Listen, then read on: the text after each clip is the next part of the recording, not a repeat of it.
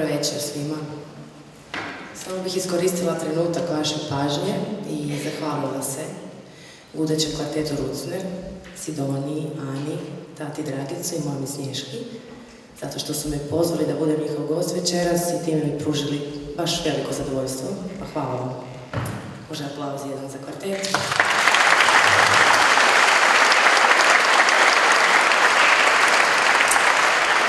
I još bih se malo zahvalila, a to je dragim ljudima iz turističke zajednice grada Zagreba i iz Hrvatske turističke zajednice koji su podržali ovaj koncert. I oni su ti koji su mene, primjerice, odveli nekoliko puta u Japan, jer sam upoznala prekrasan Japan. I otud je moja inicijativa da obradim japansku tradicionalnu pjesmu koju ću večeras izvesti, Sakura, ako sam dobro rekla, Sakura. Još da se zahvalim samo moment. Jako mi je bitno reći da je Mate Meštrović moj prijatelj, koji ovdje Mate, gdje si? Jedan aplauz za njega.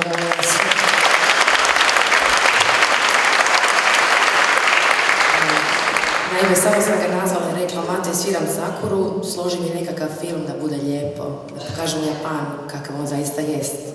Mate je to napravio, naravno hvala Jedi Katayami jer vam je ustupio fotografije bez kojih ne bi mogli to napraviti. I moram se zahvaliti Pegiju, to je ovaj dečko tu tehničar i njegov sin. Ta Sakura zapravo traje 4 minute, a zbog tih 4 minute potrebno je bilo donijeti sve ovo gore. Pa dečki, hvala vam od srca.